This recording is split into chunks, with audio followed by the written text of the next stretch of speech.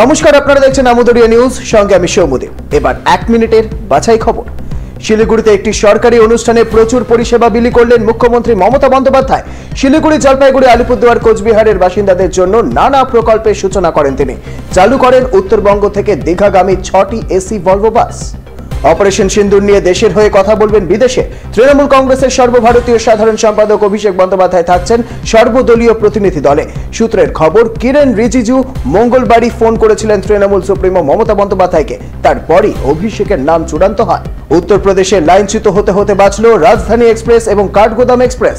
জানা গিয়েছে, রেল লাইনের ওপর কাঠের গুঁড়ি ফেলে দুর্ঘটনা ঘটানোর চেষ্টা করে দুষ্কৃতীরা। দুই চালক জরুরি ভিত্তিতে ব্রেক কষলে ট্রেন দুটি রক্ষা পায়। এখন এ পর্যন্তই। পরবর্তী খবরের আপডেট পেতে নজর রাখুন আমুদরিয়া নিউজে। সঙ্গে থাকুন।